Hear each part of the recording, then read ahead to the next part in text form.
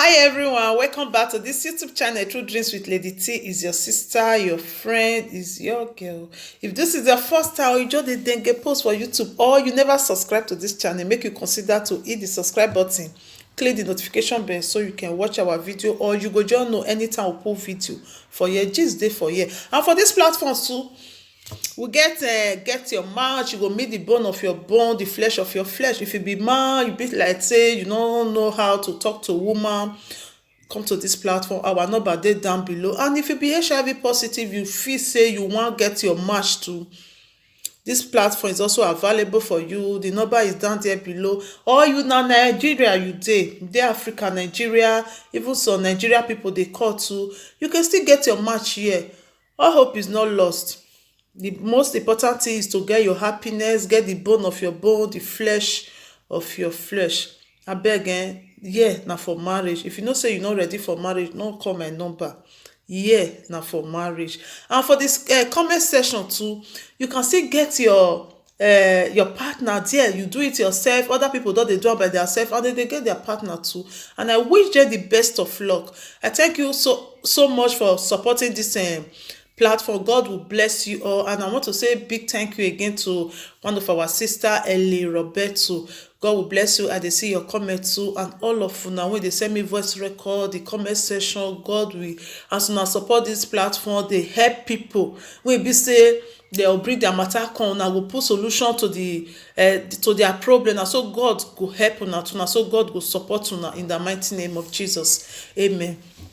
So today I wan talk about one lady. She did this our platform too. E say see the way una dey do, e like am well and e still get wetin dey bother her for mind. Then she say she wan talk am. So make una just lis ten, then I go tell una the koko. My people, una good evening, good morning, good afternoon, anywhere wey una dey. Abeg, na me say may Lady T help me bring this thing come out because I don tire for the kind situation when I dey.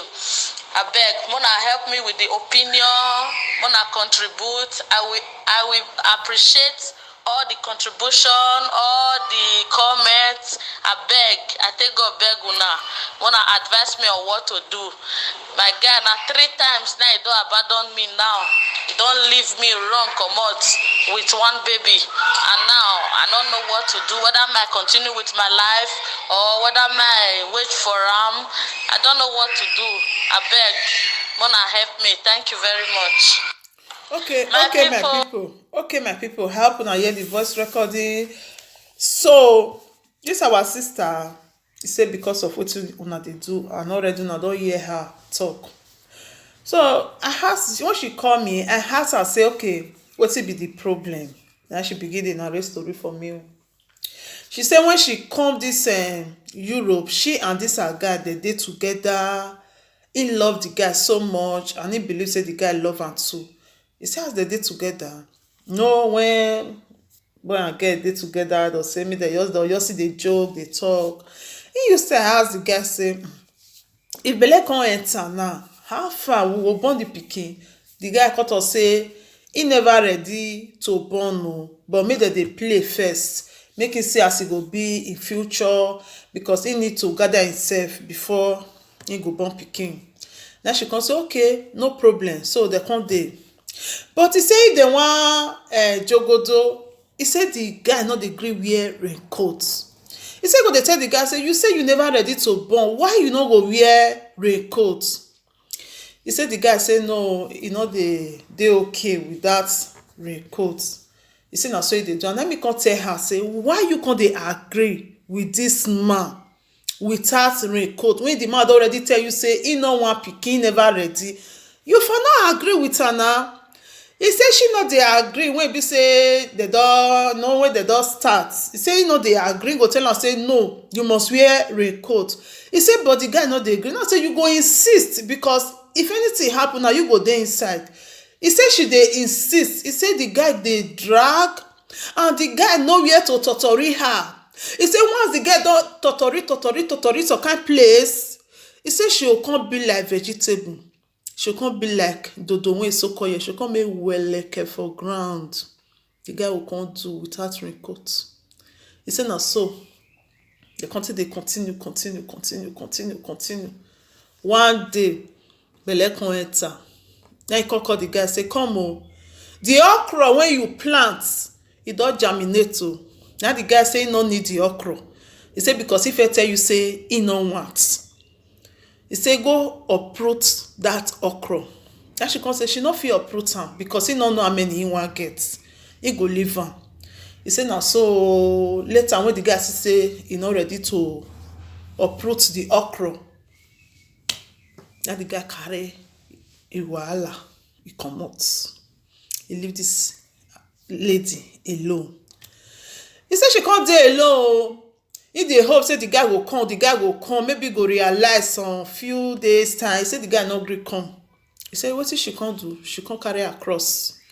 He say meanwhile he come get some other guys wey be say dem come dey support am, and even before that guy some other guys dey. He say because she fine well wey be say dem dey even dey disturb her say dem wan make dem dey together. He say but she no gree. Now of course I say all those guys so dem don shop for the ample. He say dem no shop any ample. He say but dem just dey show am love even when that guy leave am with the pregnancy. He say come say okay. He say when he reach the time when she wan come take born, when she don even born, she dey hospital. Now he see say the guy come. He say be like say people talk to the guy. He say the guy come. Now he come ask the guy say okay welcome. Now the guy come say you don born. He say you don born o. Now the guy say wan go write name for where dem dey write name say na him be the father of the baby. He say as dem reach there, dem no gree make he write name. Say because the guy no get document. They say since the guy no get document, he no fit write name put for there, no document. So they come write her own surname for the pikin surname. So which means the pikin dey bear her papa name. He say the guy come dey vex. He say na come tell the guy say you no need to vex because na you cause am.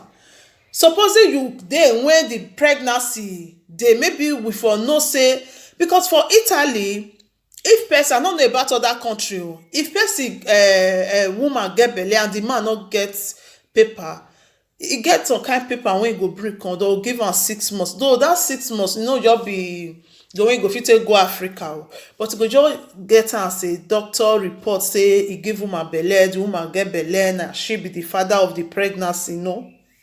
Dem dey give like that. And like say e no wrong, maybe dem for give am that one, na that one e for fit take write name put for the pikin name, but e no stay, e wrong.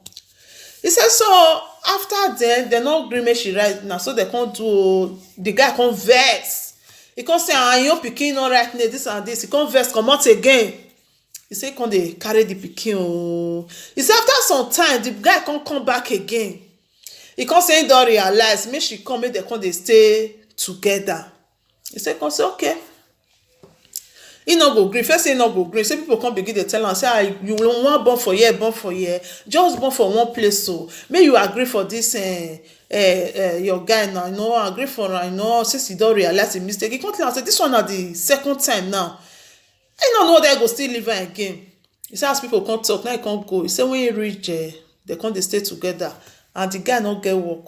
He say to live come be problem for them. They no fit survive, nothing, they dey suffer. He say na there the guy come talk say okay as e be now, make we comot for this country, make we go country wey be say we fit dey get support.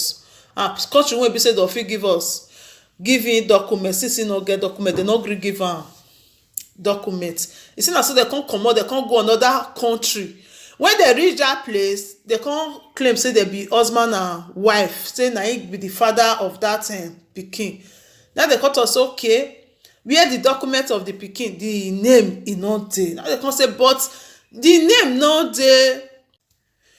So now they come talk say but your name e no dey for this pikin document. How you take be the papa? So now they come bring the pictures of the hospital when they take, say na that be the proof. Now they come say okay, no problem, say you go hear from them. So after some time they come bring this thing come out, the results come out, and it come be negative. They give am say make comot for the country. Now this guy provoke, he cut chain, he begin dey vex. Why they go give am this and this? So she come dey try to encourage the guy. They tell the guy say okay, you just patient because sometimes They say if they give them negative like that, then they report him again. Next time they fit give them positive, they get opportunity like that. But the guy say like line no fit stay again. Say the next thing the guy come out again. He say meanwhile, now so go dey chat with girls go dey call am, you know. He say now so he take come out, he not come back, he not call. Once he go dey call her. Now make she come say, what una think? May he still continue to wait for this guy again. This is making it the third time. And the guy come dey talk say, make he get belle, make dem for fit born their own pikin for that country so that he go fit use through like that take get document. He go talk say he no fit just dey born like that. This one wey e dey so they never even talk how they want to take care of am. We never know where we stand put. You say make I get belle. He say since she no gree get belle, the next thing na he take comot and he say they give am for Lodivia. Now she dey talk say she get guy wey be say they serious, they wan be with her, but he no wan born for here, he wan resettle. I say, but he no know how this guy want to go come back again. This is making it the third time. But that mean wait for her or make him move on with his life. He said, but the guys then when they around her, he said they never shop the ample. He said, but in they think what he go do, he confused because he want me move forward for her life. So if you be gay and you did this kind of situation, what you go do? Which decision you go take? I beg, this our sister. Indeed, to our advice, my precious people, my valuable people, important people, reasonable people. I beg, wanna help this our sister. And what I want to talk again for our brothers. It's not too good when we say you dey jump. Okay, you this guy now, wey be this guy in particular, and now listen to other guys to when they watch this video right now. If you know say you be that kind of person when they waka kpurukere waka, make you sit down for one place. Sit down for one place, arrange your life, settle your life. Because this waka wey dey waka, so it not do you anything. Okay, you fit dey one country, you no fit get their document for there. You go another country again, you no wait, make you get document for there, you don comot again. Na so you jiro, they'll go carry you, cash you one place for one country. The next thing they'll go land you for Lagos airport. Then you come to say after 15 years, they deport you, they do this one, you born pikin for Europe. When be say you not go stay one place. You dey go here. You not try make you file documents the way other people say they file documents. Make you for get your own documents. Not be to portion money be the thing. If you just fit reach country, number one thing wey you go do documents. Because if you get documents, you get money. Everything you think of, you get time if you get documents. Why I talk am, you fit get money, you not get documents. They say your money go house. One day they will tell you say, you know, they not see your money again. They not use am do anything for you. Or maybe you not say your money go house, you not get documents. You dey fight for money, they gather money for a side house. One day, something go just happen. And so they'll just deport that person, go back to a country. That's money when they gather for a side house. You go call a friend, beg money, there's so place, go carry money. Come. If friend go say no see money for there. Or you go say police people don't come break that place, they don't raid that place, they don't see any money. What do you want to see too?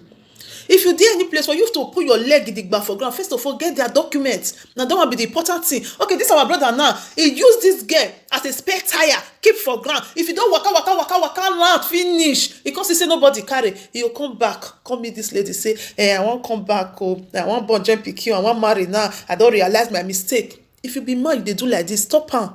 It's not good. Not today for outside. And not only that one, this kind of man, I mean, not carry sickness, can't give this girl. Because many people, when you say they get all this sickness, not be their fault. Now their man, now their woman, now they can't give them. Maybe they not be. And if you even look at those people, when be say, they don't clap on. Those people, when be say, they not even spoil. They know they waka burukere waka. Now they even they get a pass. They'll just sit down their own. Their partner will carry and can't give them.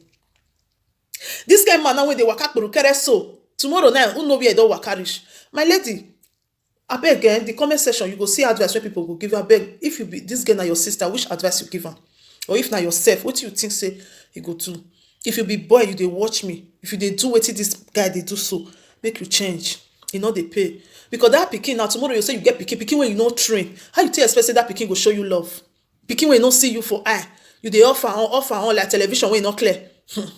Wanna take care of. Now this one I get to tell you guys, my people, I bet just leave your opinion and God bless you all and thank you for watching. If you have not subscribed, don't forget to hit the subscribe button, hit the notification bell so you can watch more of our video. Thank you so much. This is True Dreams with Lady T, your sister, your friend, your pikin. Any which way you come here, thank you.